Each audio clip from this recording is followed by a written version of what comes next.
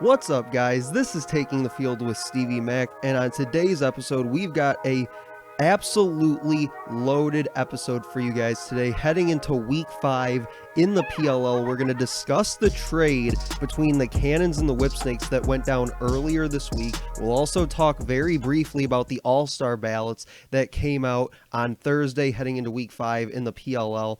Then we're going to get into the Atlas blueprint without Jack Concannon. He's out for the foreseeable future with a groin injury that he suffered in their week 4 win against the Chrome. Then we'll round out the show as we always do with your thoughts heading into week 5 in the PLL. Plus, I'm going to dissect a little bit the Inside Lacrosse's week 4 power rankings at the end of the show. But to jump right into it here on this Thursday edition heading into week 5 of the podcast, the Cannons traded Drew Simino and Chris Hogan to the Whipsnakes for faceoff specialist Kevin Reisman. The move brings in the second new faceoff guy in about a week or so for Sean Quirk, who signed Peyton Smith from the player pool prior to week 4. That was something that I talked about on a prior episode of the podcast, talking about Smith making his way back into the PLL after spending 2020 with the Redwoods in the championship series. But Simino faced off at 42% for the Cannons on the year, and his best game coming against, ironically, his new team in the Whipsnakes, where he had season highs with 13 faceoff wins. He went 45% in the game and 7 ground balls. Again, all 3 of those were season highs for Drew Simino. Now, Reisman has taken all of 6 faceoffs this year behind Joe Nardella, going 3 for 6 at the stripe with 3 ground balls so far this season. But one of the biggest things from this trade was the fact that a guy like Hogan was involved with it. And this is something where I said it way back during the offseason when he signed with the league, that he probably wasn't going to do a whole lot if he actually made it into the league. And a lot of you said, hey, if he does make the league, try to get him on the show, try to talk to him about the decision to play pro lacrosse and all that.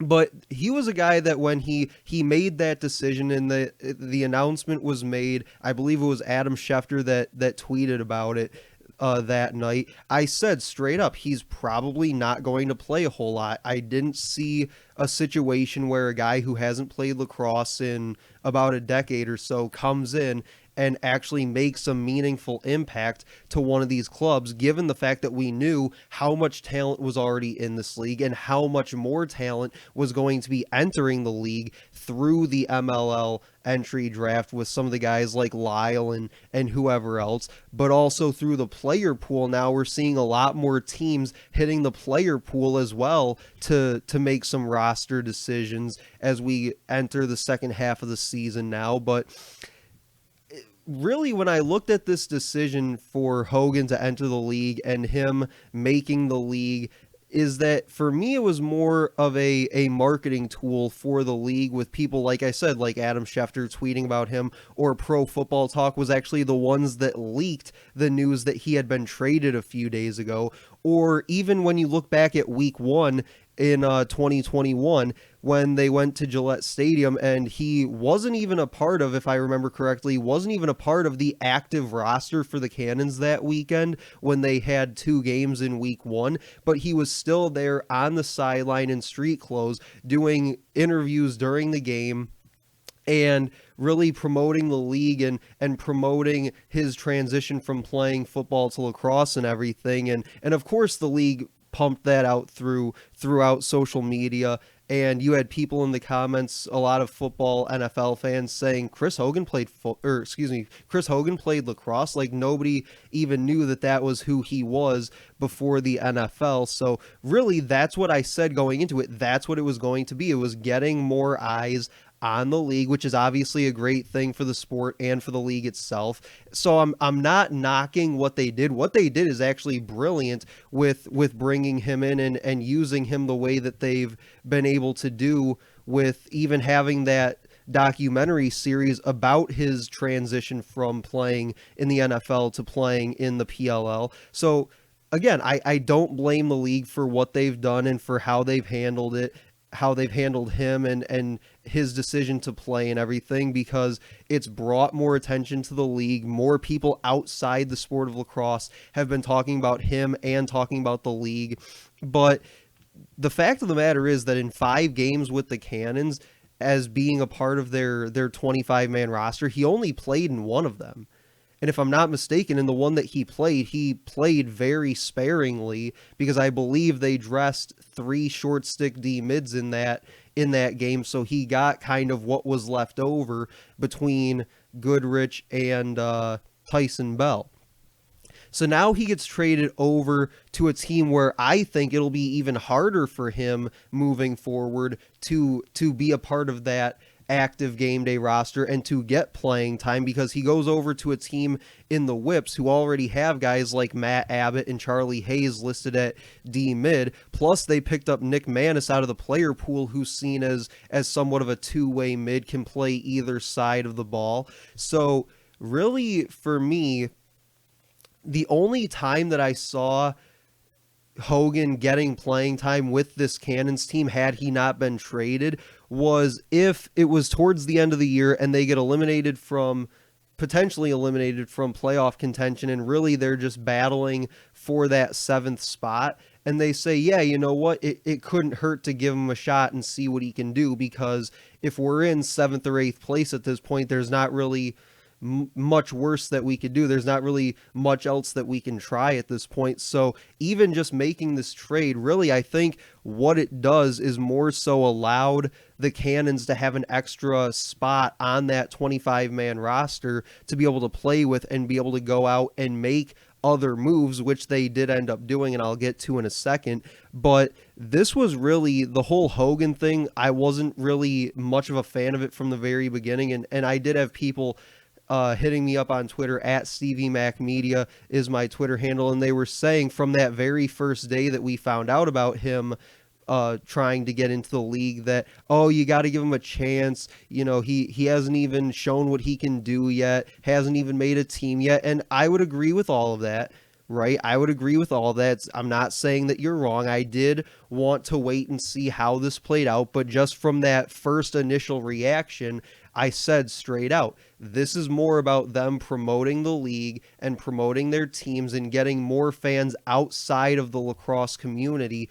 that they already have their attention, getting those people outside the lacrosse community to have a reason to pay attention to the league and to watch the league. Because if you look on Twitter, back when this was announced, you had fans of the NFL, fans of the Patriots or whoever else Hogan played for, saying, yeah, this is interesting to me. I'm going to want to pay attention to see if he actually does make a team, right? So they achieved what they were trying to do by bringing him into the league and bringing outside potential fans to the sport of lacrosse and to the PLL itself. But really, outside of that, it didn't really do much else for me. Like, it wasn't one of those things where I said, man, whoever is getting Chris Hogan is getting an absolute stud. No, I didn't really believe that. But like I said, one thing that the trade did do was opened up a spot for the Cannons to be able to go out and make other moves. They also released Max Tuttle to the player pool and picked up Jamie Trimboli from the Redwoods reserve squad, while also signing Christian Cuccinello from the player pool as well. So again, they've made a couple moves here in the last week or so to try and change their season around from going 1-4 the first half of the year. So the moves that they've made now, to kind of recap what Sean Quirk's done here the last week or two, is he's cut Tommy Kelly and signed Peyton Smith. That happened about a week ago now. He trades Simino and Hogan for Riesman from the Whip Snakes. And then he cuts Tuttle to sign Cuccinello and Trimboli to fill out the roster. So again, making a ton of moves to try and change the course of their season, try to bounce back from what was a tough first half of the season. Because again, they're 1-4, but as we've talked about, they've lost 3 of those 4 games by 1 goal each. So they're right there, but you just need a little something to change those games in your favor to try and turn your season around. Now, will these moves do that? I don't know. Again, kind of like with the Hogan thing, you kind of have to wait and see how it all plays out. but at least they're making moves, whereas other teams, I think, are more so opting to go with the guys that they have and just hope that they can grind out a few more wins moving forward. But no, Quirk's come out and he's made these moves trying to put together a roster that can really spark something, really get something going. And a lot of that, I think, as you can tell by the moves that he's made, a lot of that comes starting at the face-off position, being able to win face-offs, where I believe they're currently 7th or 8th in the league in face-off percentage.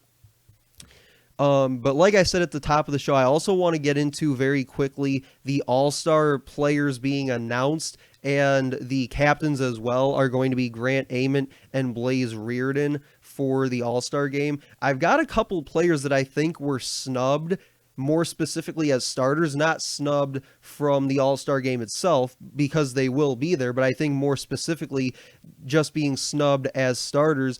And one thing that I'll say about all-star games in general that I've never really cared for is the fact that they're largely just popularity contests more so than actually putting a guy in that deserves to be there. Not that many of these guys didn't deserve to be there, because I think that the players that were chosen correctly, and they deserve to be there, obviously. But one thing that I'll say is I think that a lot of times when you look at all-star games, people tend to vote for players that they like, or for guys that play for teams that they like or that they root for, who may not necessarily deserve it more so than somebody else, but they're solely voting for these people because they play for a team that they root for. But again, like I said, I think when you look at who made it in the PLL, there's very few guys that I think you can question why they made it over somebody else that maybe was a little more deserving. So my two guys that I want to highlight specifically that did make it, but I think deserved to be highlighted as starters in the All-Star game, are Adam Gittleman and Joe Nardella. I mean, when you look at a guy like Nardella, there's no excuse why he isn't one of the two starters opposite TD Erlin. I mean, when you look at a guy that the other guy that is one of the starters in Trevor Baptiste, I love Trevor Baptiste. I love the Atlas. I love him. I think he's one of the better face-off guys in the league, which statistically he is, but is he one of the top two? No. And I don't really think that right now he is. He's definitely made some ground on guys like Nardella and TD Erlin, but he's still not a part of that top two, which is why I didn't vote for him as one of my top two. But again, still a fantastic player and definitely deserving of being one of those four guys at the All-Star game. But when you look at him compared to a guy like Nardella, Nardella has 3 more face-off wins than Baptiste on 2 less attempts, and he has 4 more points than Baptiste, and his face-off percentage is 3 points higher. So again, not saying Baptiste doesn't deserve to be one of the 4 there, but I don't think that he should be one of the top 2, which he is.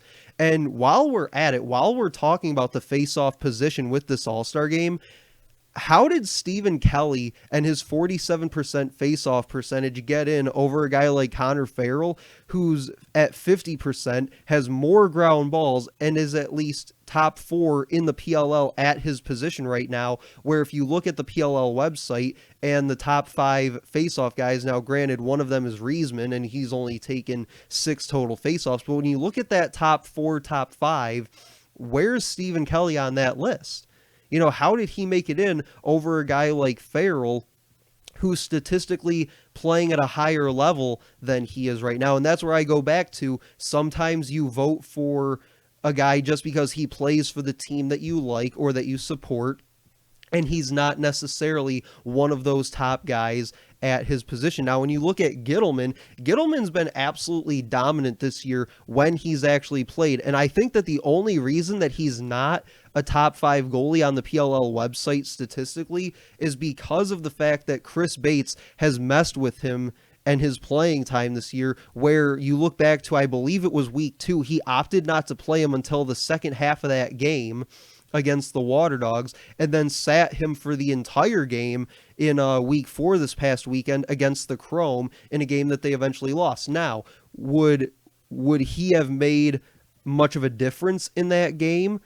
Maybe not, because they still did have more than enough opportunity to win with Drew Adams and who they had out there on Friday night. So do I think that he would have made a ton of difference in that game? Probably not. But I don't understand with how he's played, when he's played, how you don't just run with him until the wheels fall off at this point, because if they did that, he would easily be probably one of the top 2 goalies in the league right now, next to Blaze Reardon, who, as I said, is going to be one of those all-star captains. But one final thing I'll say to wrap up this segment is that when you look at the Atlas actually put 5 players in the All-Star game this year.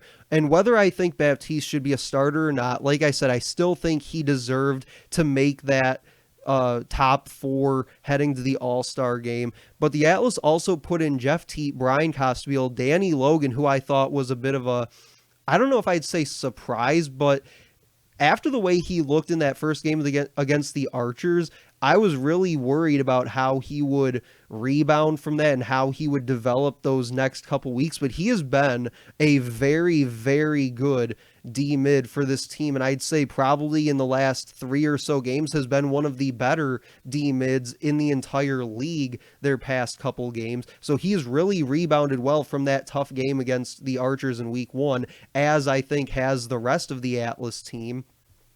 But they also put in Tucker Durkin as well. But I'm surprised one of the guys that didn't make it for this Atlas team was Cade Van Raphorst.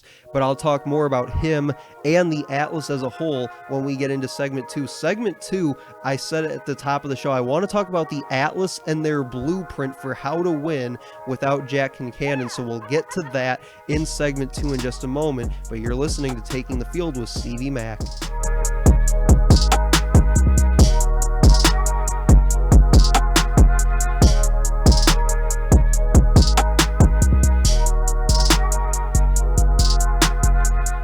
All right, welcome back. Taking the Field with Stevie Mack, segment 2 of 3 in a loaded show for you guys heading into week 5 in the PLL. I mentioned before the break, segment 2 is going to be all about the Atlas's blueprint, playing without Jack Concannon, how they can win down the stretch without him. If he is in fact going to miss significant time due to his groin injury, we're not sure what the extent of that injury is necessarily, but really, when you look at it, I mentioned on Monday's show, the Atlas are averaging just over 14 points per game over their last 3 or so games.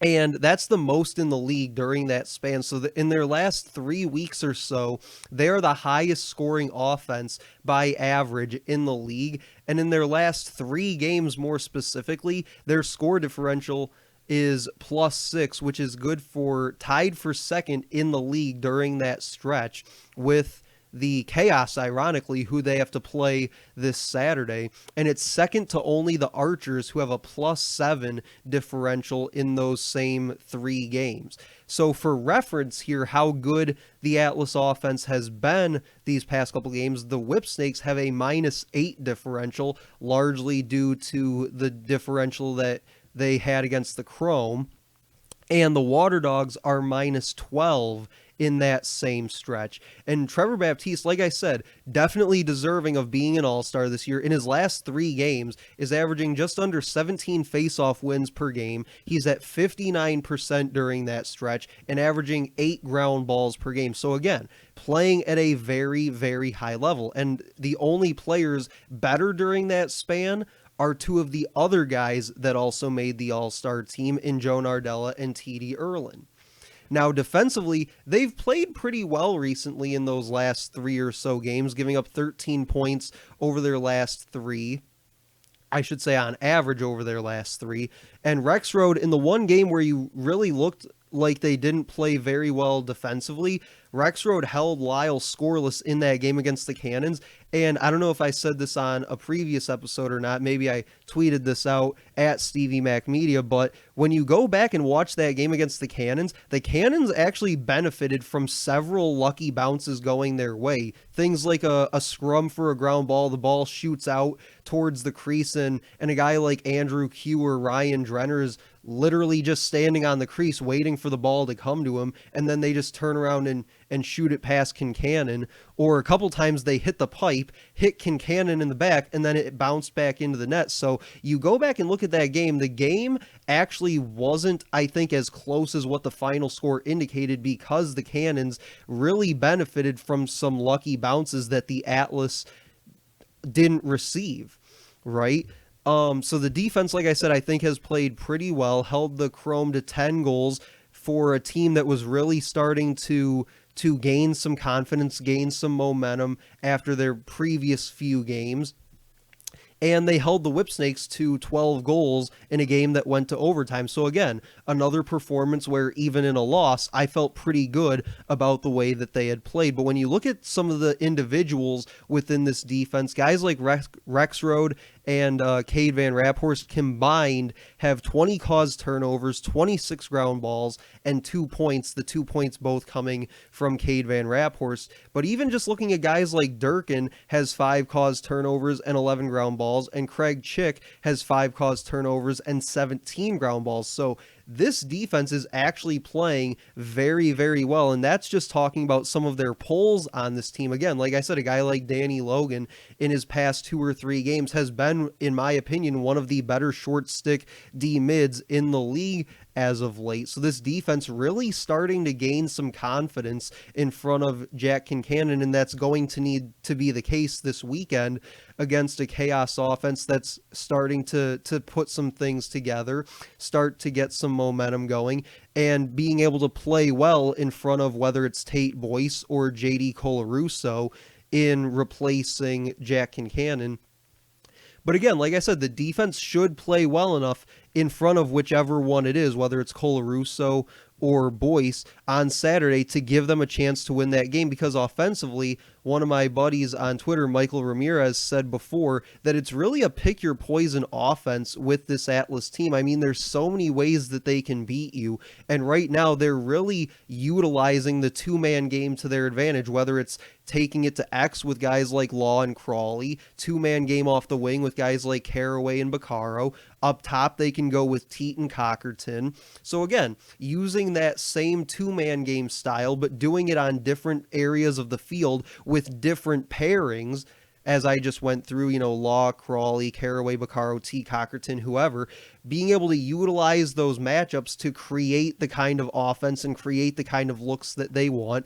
I've mentioned it in past episodes. They can also carry their man to X and isolate from their one-on-one. Usually it's a guy like Law that does it. Sometimes we've seen Jeff Teat do it late in possessions. Or in the past 2 games, we've seen their middies having some success dodging from up top. Something that I said last year was one of the Achilles heels of this offense was their inability to dodge from the midfield. But now you're seeing guys like Costbeal and even Romar Dennis really succeeding in that dodging role from up top. And they're also, believe it or not, the tied for first in the league in 2-point goals with, again, ironically, the Chaos with 6. So there's going to be shots coming from everywhere in Saturday's game. Probably a lot of 2-point attempts being taken as well. These goalies are going to be in for a long game, seeing some of the shots that these teams are going to get off. But my only issue for Saturday is that, from an Atlas perspective, my only issue for Saturday against the Chaos is that they have the number 1 statistical goalie in Blaze Reardon and the number 3 statistical defense, giving up less than 12 scores per game against. Now, on the flip side to that, some things that I can feel good about as an Atlas fan going to that game is that the Chaos are last offensively. They're 7th in faceoffs and penalty kill, although to go against that, the Atlas are just 1 for 7 on the man up this year, and the Chaos are just ahead of them in a power play at 2 for 7. So neither team really converting at a high level on their extra man opportunities so far this season. But I think, just to kind of wrap this segment up, that the Atlas team has a different feel to it than what we felt after week 1 against the Archers. They competed against the Whipsnakes a few weeks ago. They outshot the Cannons while also eliminating Lyle from that game. They took down a confident Chrome team that had been that had beaten back-to-back number one teams. And the Chaos game this weekend, I think, will feel similar to me as it did with the Chrome, where the Chaos have won back-to-back games. They're looking to build some momentum. They're trying to make a push towards the playoffs. And the Atlas, I think, if they go out there and take care of business and control the things that they can control, they will be able to win this game, I think, even without Jack Concannon. And a lot of that's going to start at the stripe with Baptiste going up against Max Adler. But we got one more segment to get to. I'm going to get your thoughts in the mix heading into Week 5 in the PLL. Plus, like I said at the top of the show, I'm going to very briefly dissect the Inside Lacrosse Week 4 power rankings. I gave mine on Monday's episode, so I'm going to break theirs down very briefly to round out the show. But you're listening to Taking the Field with Stevie Mack.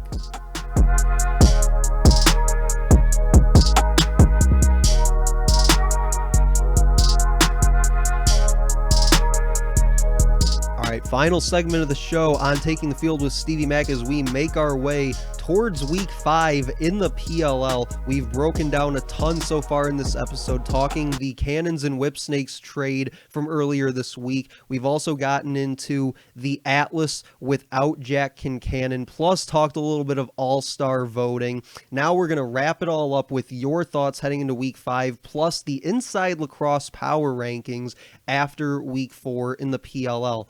So Michael Ramirez on Twitter, at Stevie Mac Media is my Twitter handle. He says, hope the Atlas can stay hot and overcome losing our leader in the cage. Woods and Whips about to be another dogfight, and I honestly think the Friday night game will set the tone for the weekend. Two of the worst teams looking for a win think that game will be seriously intense. Yeah, I mean, I talked about it in segment 2. There is hope for the Atlas without Jack Concannon. There are ways that they can win on Saturday without having him play in that game. A lot of it starts at the stripe, like I said before the break, with Baptiste going up against Max Adler. It also depends on whether or not the offense can stay hot and pick their matchups, pick their poison like I mentioned in segment 2. And being able to put points on the board to support whether it's Tate Boyce or JD Colarusso. And the defense has to continue trending in that upward direction and really continuing to mesh and play well together as a unit, whether it's, Van Raphorst, Durkin, Rexroad, Newbold, Pless, Schick, whoever, even some of the short sticks like Danny Logan and Jake Richard, whoever it is, they need to continue playing at a high level as a defensive unit to support whoever is getting the nod in the cage on Saturday against the Chaos. He said, Woods and Whips is about to be another dogfight. Yeah, that's a game where historically that has been a very good game to watch. They've gone to overtime a couple times in their history of this matchup. It's always within a goal or two when it comes down to it. So yeah, I think that it'll be another installment of a good game, another addition to that series that is going to be an instant classic. And he says Friday night game will set the tone for the weekend. Yeah, I think that's been the case throughout this season, has been that Friday night game really sets the tone for the weekend, whether you want to look back to Week 3 in Baltimore with the Whipsnakes and Atlas going to overtime there, whether you want to look at Week 4 with the Chrome beating the Archers and winning their second game against a number one team at the time. Yeah, that first game has definitely set the tone for some of these PLL weekends in the past couple weeks, so I would expect that would be the case again this weekend. He says, no one wants to finish last. The Dogs and Cannons both play twice this weekend. Neither team will want to finish the weekend 0-2. The Archers need to bounce back after last week, and the Chrome got the Dogs. They handled business. That should be a win, but this year you never know. Yeah, that last line is more true now than I think it was even at the beginning of the year. Is with this league and this year in particular, you never know what's going to happen on a game-to-game basis, But he says, no one wants to finish last. Yeah, and right now you're seeing the Cannons and the Water Dogs battling it out to see which one of them can avoid missing the playoffs this year. And yeah, like he says, they both play twice this weekend. No one wants to go 0-2, much like the Archers did a week ago. But if one of them does go 0-2 on the weekend, that to me in my mind is basically it for their season. Whichever one, if either one does go 0-2 this weekend, and I don't actually know offhand if they play each other this weekend, but if one of them goes 0-2 in my mind, that's basically it for their season. I don't see how you can bounce back from that with just about 2 games remaining at that point on your schedule to be able to make it out of that 8th place spot. So yeah, if one of them does go 0-2 this weekend, that's basically going to be it for them. And now you're talking about the other 7 teams with that other team kind of sitting there on the side that nobody's really paying attention to now. And he says, as for the Chaos, they need Adler to show that last week wasn't a fluke, but had to do so by taking on Baptiste. Yeah, that's going to be a really good matchup this weekend to watch for in that game. Is can Adler push forward after the performance that he had a week ago against the Water Dogs? Because again, like I said on Monday's episode, he had a good game from the stripe, but you also have to take it with who he was doing it against, which was the Water Dogs, who aren't much better at facing off than or I'm sorry, it was the Cannons that they played. The Cannons who haven't been much better at the stripe this year than the Chaos. So now he has to go out and prove that last week wasn't a fluke against a team like the Atlas, who have Trevor Baptiste, who is top 3, top 4 in the league at facing off this year. So a big challenge coming up for Adler at the stripe, and Baptiste as well. You know, I think those two will definitely battle it out on Saturday afternoon in that game, and I think that again will go a long way to determining which side wins that game.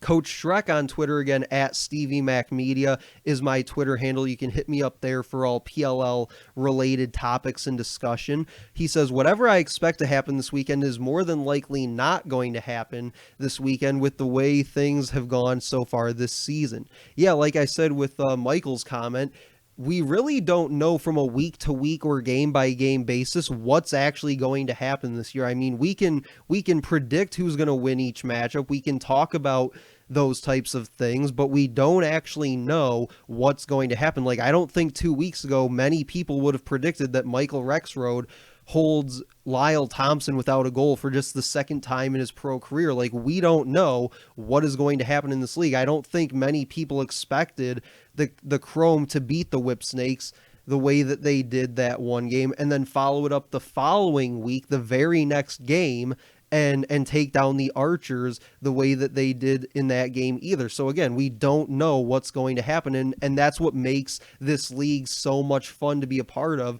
is that you can't predict what's going to happen. You just have to watch it and see what happens as it plays out right in front of our eyes.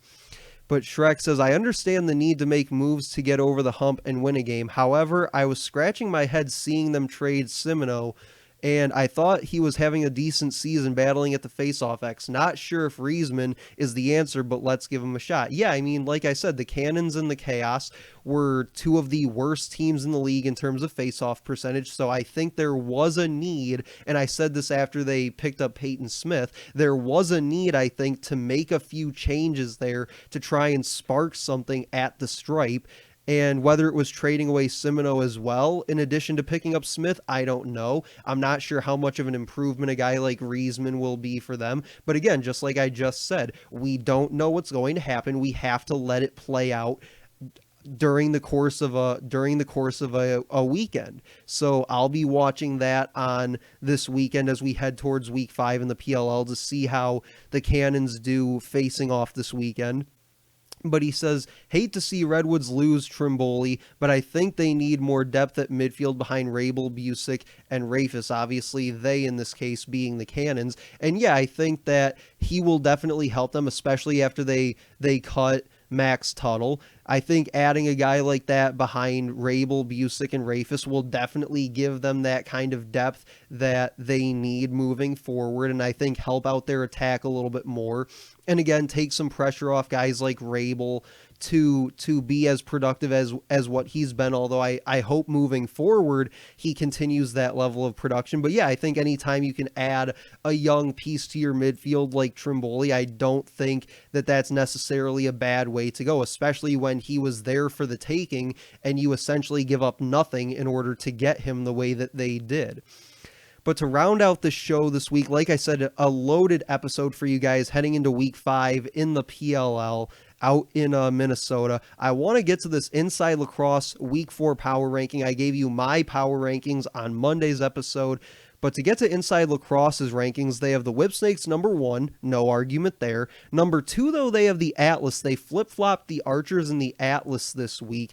Atlas up to number 2. I like the way that the Atlas have been trending, but I think 2 is a bit high for me at this point. If they win this weekend and maybe the Archers lose this weekend, or maybe they don't look necessarily all that convincing in a win, then maybe I can get behind putting the Atlas at 2, but I believe on Monday's episode I had them flipped at 2 and 3.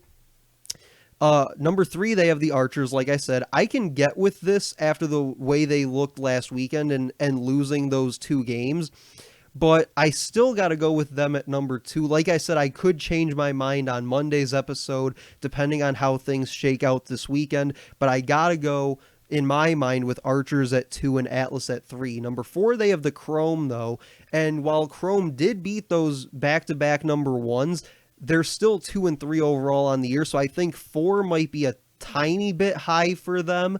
I'd probably have them more around 5 or 6, I think.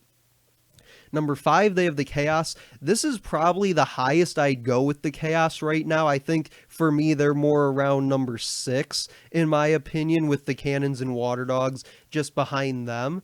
But number 6, they have the Redwoods.